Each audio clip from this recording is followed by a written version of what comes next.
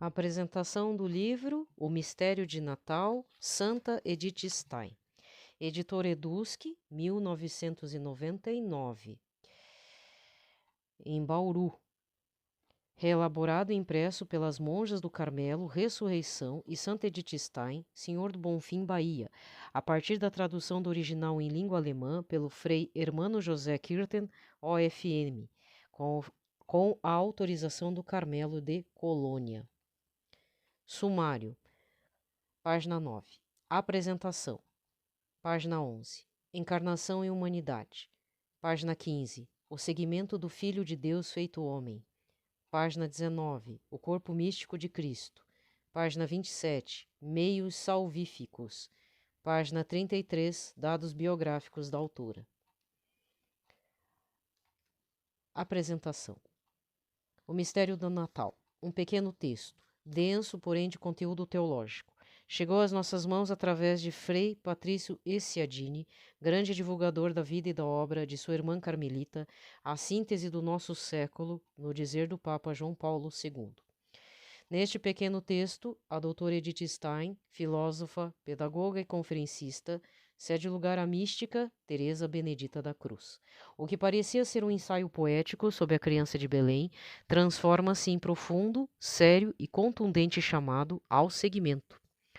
Ponhamos nossas mãos nas mãos do menino Deus, pronunciando o nosso sim ao seu siga-me. Então nos tornamos seus, e o caminho está livre para que a sua vida divina possa passar para nós. A autora, no exercício de entrega, convida-nos a ser um com Deus, a ser um em Deus, de maneira que seja feita a sua vontade no mistério do Natal e emerge toda a força do desejo de Deus pela unidade medida do nosso amor. No esplendor da luz que sai do presépio, Santa Teresa Benedita da Cruz vê cair a sombra da cruz, caminho do Filho de Deus encarnado. Não é, no entanto, um texto de conteúdo triste. Ao contrário, conduz o leitor a um mergulho para o interior de si mesmo, responde às suas inquietações e aponta o caminho para a alegria e para a paz.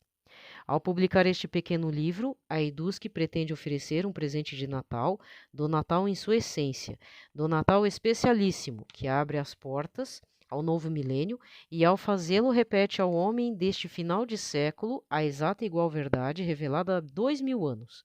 Bendito o que vem em nome do Senhor, e ele vem como testemunho da verdade. Ao apresentá-lo, nós nos sentimos felizes. Estamos colocando ao seu alcance uma fonte para sua reflexão, um documento revelador daquela alma que, sedenta da verdade, abraçou a causa e a cruz daquele que é paz, que veio para nos trazer a paz. Irmã Jacinta Turolo Garcia. Capítulo 1. Encarnação e humanidade. Quando os dias ficam cada vez mais curtos, quando caem os primeiros flocos de neve, normal no inverno alemão, então surgem suavemente os primeiros pensamentos natalinos. Destas simples palavras emana o encanto ao qual é difícil um coração ficar indiferente. Mesmo os que têm uma fé diferente, ou os infiéis, para os quais a antiga história da criança de Belém nada significa, preparam-se para a festa e pensam em como acender um raio de alegria em toda a parte. É como uma correnteza quente de amor perpassando toda a terra meses e semanas antes. Uma festa de amor e de alegria. Esta é a estrela para a qual todos se dirigem nos primeiros meses de inverno. Para os cristãos, e principalmente para os cristãos católicos, significa algo mais. A estrela os conduz para o presépio, onde está a criança que traz a paz para a terra. A arte cristã apresenta-nos isto através de inúmeros quadros formosos. Cantos antigos nos falam sobre isso, fazendo ecoar todo o encanto da infância. Para quem vive a liturgia da Igreja, os sinos do Rorate Coeli e os cânticos do Advento despertam no coração uma santa saudade. Para quem está unido à fonte inesgotável da Santa Liturgia, o grande profeta da Encarnação diariamente bate a porta com suas poderosas palavras de advertências e promessas. Céus, gotejai lá de cima e que as nuvens chovam o justo. O Senhor já está perto. Vinde, adoremo-no-lo. Vem, Senhor, não tardeis mais. Jerusalém, regozijai com grande alegria, pois o seu Salvador vem a ti. De 17 a 24 de dezembro, as grandes antífonas do Ó conclamam para o Magnificat. Ó sabedoria, ó Adonai, ó raiz de Jessé, ó chave de Davi, ó sol nascente, ó Rei dos reis, ó Emanuel. De forma mais saudosa e enérgica, vinde para nos libertar. E sempre mais promissora ecoa, veja, tudo se completou no último domingo do Advento. E finalmente, hoje sabereis que o Senhor virá e amanhã contemplareis a sua glória. Sim, quando à noite as luzes clareiam as árvores enfeitadas e os presentes são trocados, o desejo incompleto aponta para um outro clarão de luz. Os sinos tocam para a missa do galo e se renova nos altares. Enfeitados de luzes e de flores, o milagre da noite santa, e o Verbo se fez carne e habitou entre nós. Agora sim, chegou o momento da feliz redenção. Capítulo 2. O seguimento do Filho de Deus feito homem.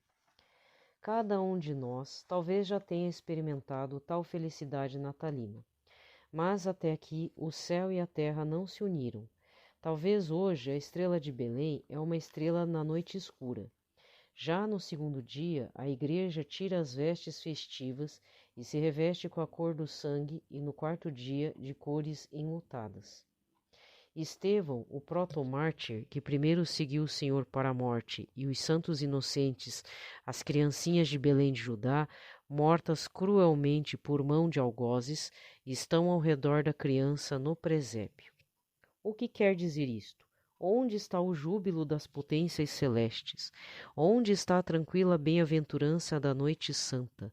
Onde está a paz na terra? Paz na terra aos homens de boa vontade. Mas nem todos têm boa vontade. Por isso o Filho do Pai Eterno nasceu da glória celeste, pois o mistério do mal encobriu a terra com a escuridão. Trevas cobriram a terra, e ele veio como a luz, que iluminou as trevas, mas as trevas não o conheceram. Àqueles que o acolheram, ele trouxe a luz e a paz com o Pai do céu, a paz com todos que com ele são filhos da luz e filhos do Pai do céu, e a profunda paz do coração, mas não a paz com os filhos das trevas. Para eles, o príncipe da paz não traz a paz e sim a espada. Para eles, o Senhor é pedra de tropeço contra quem atacam e na qual serão destruídos. Esta é uma grande e séria verdade que não podemos encobrir por causa do encanto poético da criança no presépio. O mistério da encarnação e o mistério do mal vão juntos.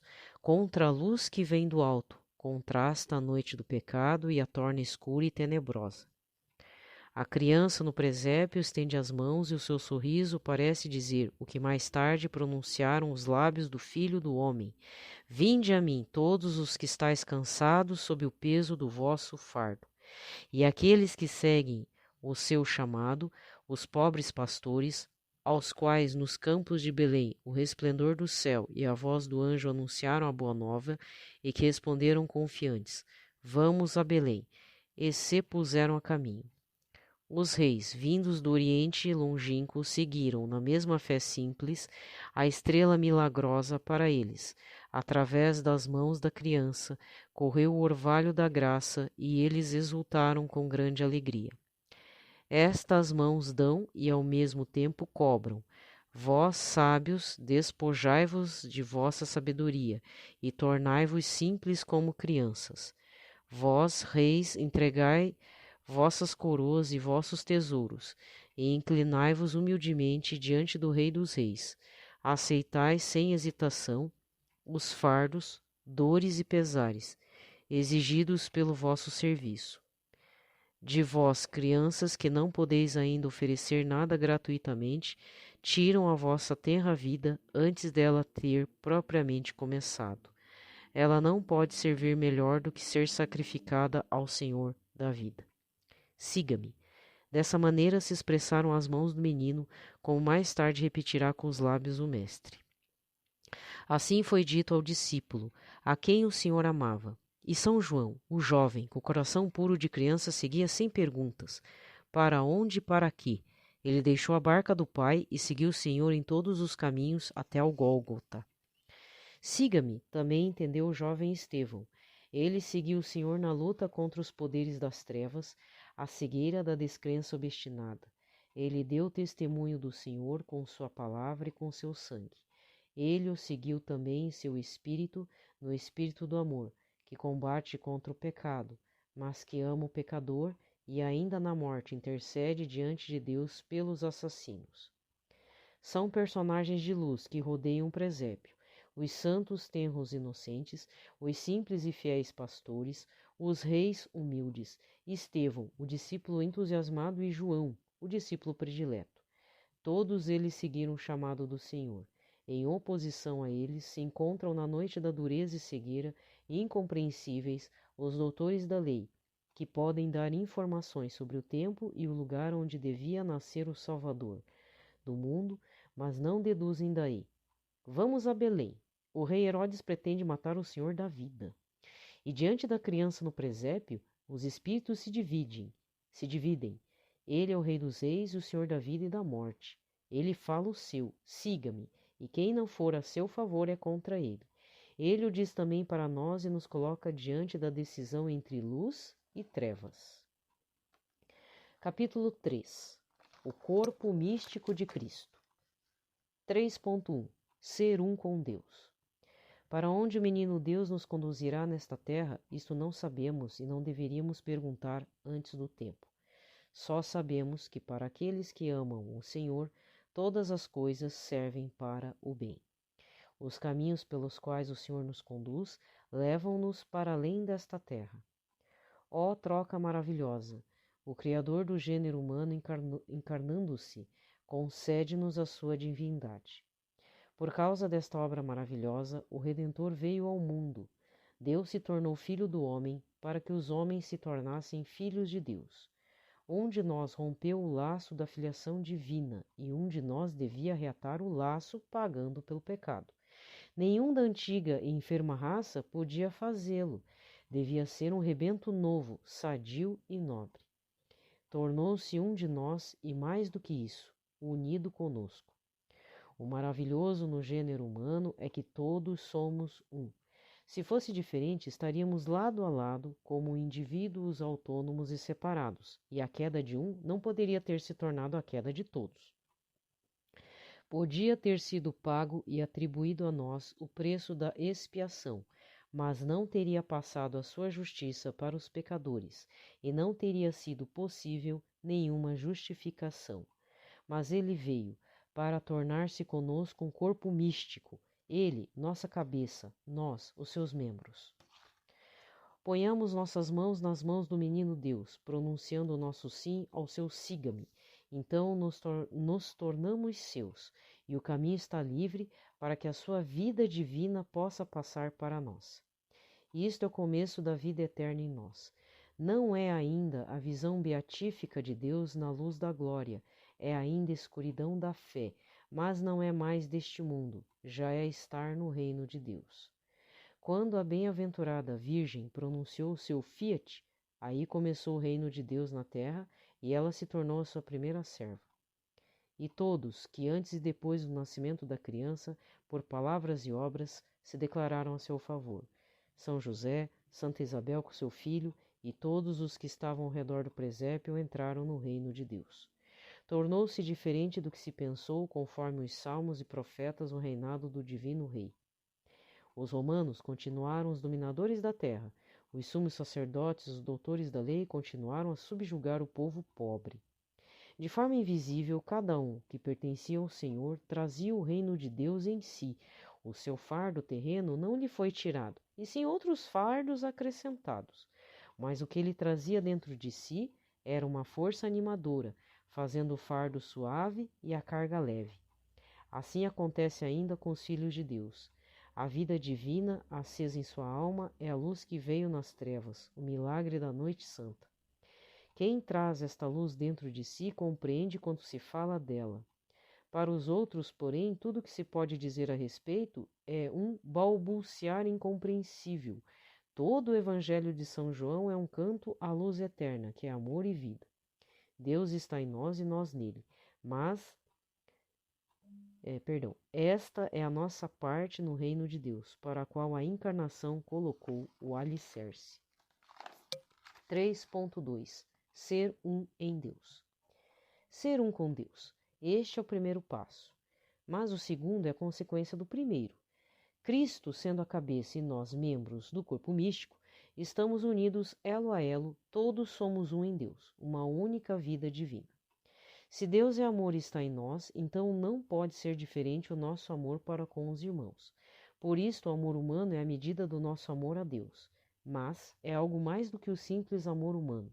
O amor natural se dirige a um outro, ligado pelos laços do sangue, ou por afinidade de caráter, ou por interesses comuns. Os outros são estranhos, que não nos importam. Talvez até por seu jeito antipático, de forma que mantemos a devida distância. Para o cristão não existe gente estranha. Próximo é aquele que encontramos em nosso caminho e que mais necessita de nós. Indiferentemente se é parente ou não, se a gente gosta dele ou não, se ele é moralmente digno de a nossa ajuda ou não. O amor de Cristo não tem limites. Ele nunca termina. Ele não recua diante da feiura ou sujeira.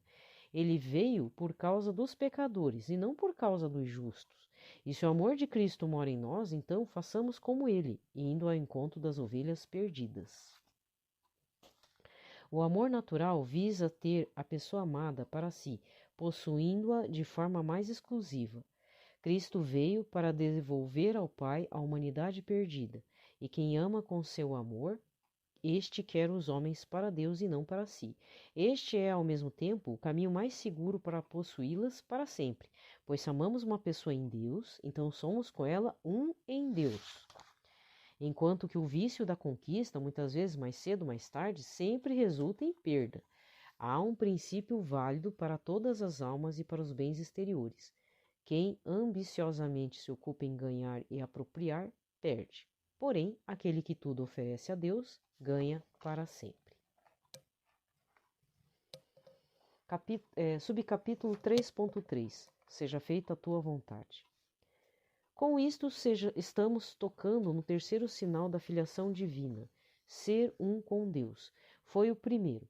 Que todos sejam um em Deus. Foi o segundo.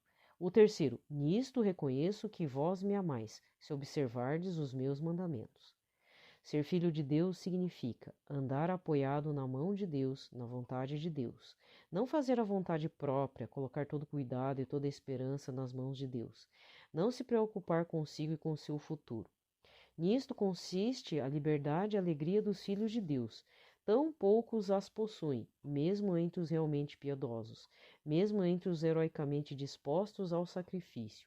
Sempre andam encurvados sob o peso dos cuidados e obrigações. Todos conhecem a parábola dos pássaros do céu e dos lírios do campo. Mas, quando encontram uma pessoa que não tem herança, nem pensão e nem seguro, e mesmo assim vive tranquilo quanto ao seu futuro, aí meneiam a cabeça como se fosse algo incomum. Contudo, quem esperar do Pai do céu que cuide a toda hora de seu dinheiro e da condição de vida que ele gostaria de ter, por certo vai se enganar. A confiança em Deus vai se firmar inabalavelmente quando incluir a disposição de aceitar tudo das mãos do Pai, pois somente Ele sabe o que é bom para nós. E se a necessidade e a privação forem mais convenientes do que uma renda folgada e segura, ou insucesso e humilhação, melhor do que honra e reputação, então se deve estar preparado para isso. Se assim fizermos, podemos viver despreocupados com o futuro e com o presente. O seja feita a vossa vontade, em toda a sua amplitude, deve ser o fio condutor da vida cristã. Ele deve nortear o correr do dia, da manhã até a noite, o correr do ano e de toda a vida. Será a única preocupação do cristão. Todos os outros cuidados o Senhor assume, mas esta única preocupação pertence a nós enquanto vivermos. Objetivamente, não somos definitivamente firmes para permanecermos sempre nos caminhos de Deus. Assim como os primeiros pais perderam a filiação divina pelo distanciamento de Deus, assim cada um de nós está sempre entre o nada e a plenitude da vida divina. Mais cedo ou mais tarde, isso se torna também uma experiência subjetiva. No começo da vida espiritual, quando começamos a nos entregar à direção de Deus, é que sentimos bem forte e firme a mão que nos conduz. De forma clara, aparece para nós o que devemos fazer ou deixar de fazer. Mas isto não é sempre assim. Quem pertence a Cristo deve viver a vida de Cristo, deve se amadurecer até a idade adulta de Cristo. Ele deve iniciar a via sacra para o Getsemane e o Gólgota. E todos os sofrimentos que vêm de fora são nada comparados com a noite escura da alma, quando a luz divina cessa de clarear e a voz do Senhor se cala. Deus está presente, porém escondido e silencioso. E por que acontece isso? São os mistérios de Deus dos quais falamos, ele não se deixa penetrar completamente. Só podemos vislumbrar algumas facetas desse mistério e, por isso, Deus se fez homem, para voltar e fazer-nos participar da sua vida. Esse é o começo e a meta final. Mas, no meio se encontra ainda outra coisa. Cristo é Deus e homem, e quem quer partilhar a sua vida deve fazer parte de sua vida divina e humana. A natureza humana que ele aceitou deu-lhe a possibilidade de sofrer e morrer. A natureza divina que ele possui desde toda a eternidade deu à sua paixão e morte um valor infinito e uma força redentora. A paixão e morte de Cristo continuam no seu corpo místico e em todos os seus membros. Todo homem tem que sofrer e morrer.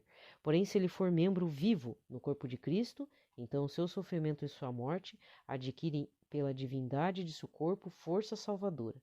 Esta é a causa objetiva porque todos os santos desejam sofrer. Não se trata de um prazer doentio de sofrer. Aos olhos da razão natural, isto pode parecer perversidade. À luz do mistério da redenção, contudo, isto se revela de maneira sublime, e assim a pessoa, ligada a Cristo, mesmo na noite escura do distanciamento subjetivo de Deus e abandono, persistirá. Talvez a divina providência permita o tormento para libertar a pessoa objetivamente aprisionada. Por isso, seja feita a vossa vontade, mesmo quando na noite mais escura. Capítulo 4. Meios salvíficos. Será que podemos falar alto, seja feita a vossa vontade, quando não temos mais a certeza daquilo que a vontade de Deus exige de nós? Temos meios para permanecer no seu caminho quando se apaga a luz interior?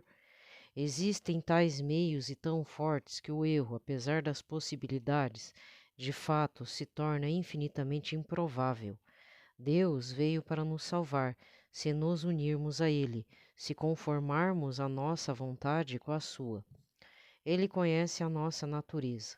Ele conta com ela e por isso nos deu tudo que nos pode ajudar para alcançar o fim.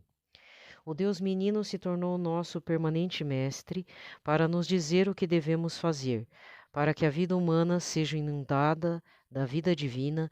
Não basta uma vez por ano ajoelhar-se diante do presépio e deixar-se cativar pelo encanto da noite santa. Para isso, devemos estar em comunicação diária com Deus, ouvir as palavras que Ele falou e que nos foram transmitidas e segui-las. E antes de tudo, rezar, como o Salvador mesmo ensinou e sempre de novo incutiu insistentemente. Pedi e recebereis. Esta é a promessa segura de atendimento. E quem fala diariamente de coração, ó Senhor, seja feita a tua vontade, pode confiar que não desrespeita a vontade divina, onde subjetivamente não tem certeza. Além disso, Cristo não nos deixou órfãos. Ele mandou o seu Espírito, que nos ensina toda a verdade. Ele fundou a sua igreja, que é conduzida pelo seu Espírito, e estabeleceu nela os seus representantes, pela boca dos quais o seu Espírito fala para nós com palavras humanas. Nela, uniu os fiéis em comunidade e deseja que um ajude o outro. Assim, não estamos sós, e onde fracassa a confiança em si mesmo e a própria oração, aí ajuda a força da obediência e a força da intercessão. e o Verbo se fez carne. Isso se tornou realidade no estábulo de Belém, mas cumpriu-se ainda de outra maneira. Quem comer a minha carne e beber o meu sangue, este terá a vida eterna.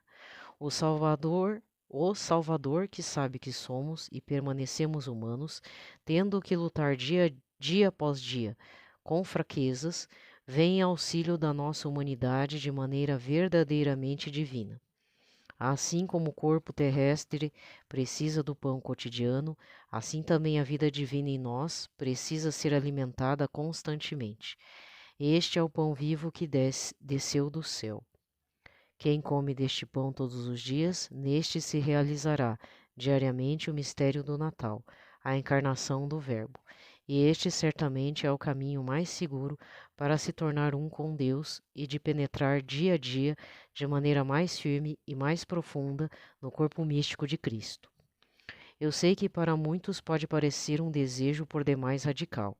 Para a maioria, isto significa começar de novo, uma reorganização de toda a vida interna e externa. Mas deve ser assim. Na nossa vida deve-se criar espaço para o Cristo Eucarístico, para que ele possa transformar a nossa vida na sua vida. Será que é exigir demais?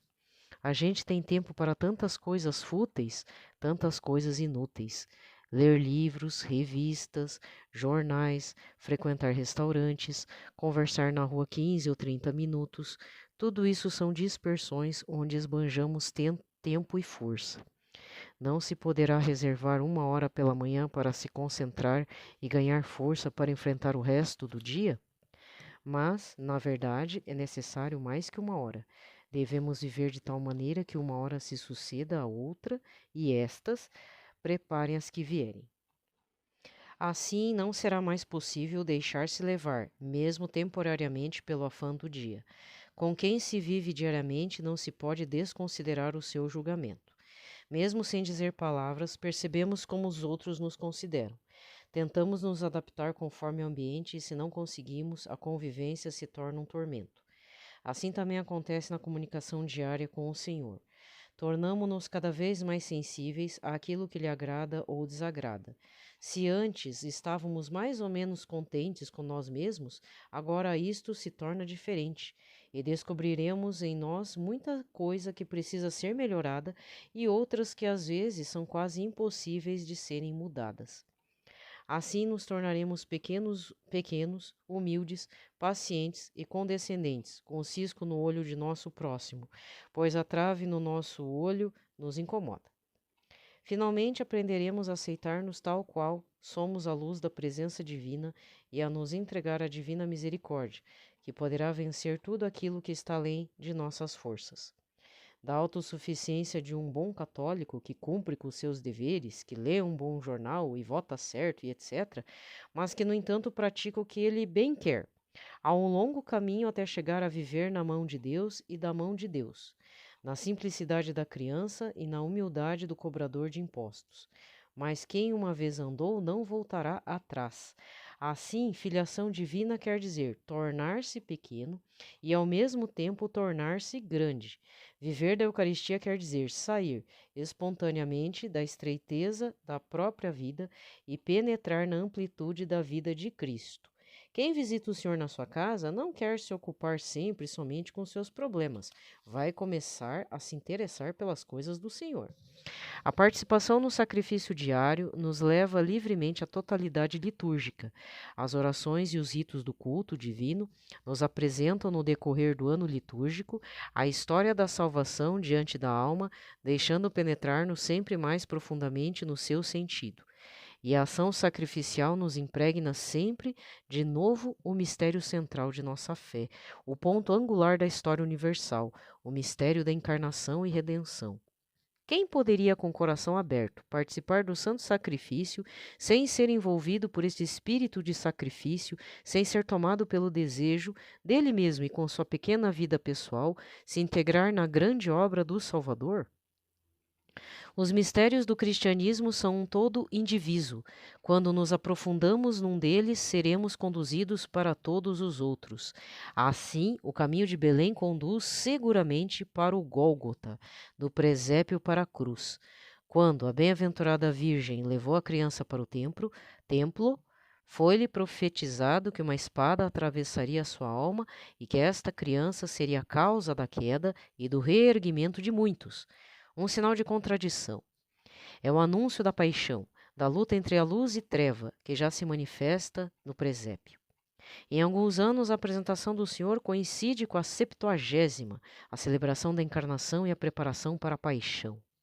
Na noite do pecado brilha a estrela de Belém, e no esplendor da luz que sai do presépio cai a sombra da cruz. A luz se apaga nas trevas da Sexta-feira Santa, mas se levanta com mais fulgor como o sol da graça na manhã da ressurreição. Através da cruz e da paixão, para a glória da ressurreição, foi o caminho do Filho de Deus encarnado. Chegar com o Filho do homem pela paixão e morte à glória da ressurreição é o caminho de cada um de nós por toda a humanidade.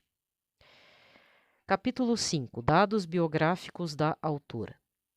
Edith Stein nasceu em Breslau, na Alemanha, hoje Wrocław, Polônia, em 12 de outubro de 1891. Filha de judeus, última de 11 irmãos, perdeu o pai aos 2 anos de idade. A mãe considerava como a mulher forte da escritura. Seguem as datas. 1897, ingresso na escola primária. Em 1911, ingressou na Universidade de Breslau. Em 1913, transferência para Göttingen, aluna e assistente do filósofo Husserl. 1921, conversão ao catolicismo após a leitura do Livro da Vida de Santa Teresa de Ávila. 1922, batismo.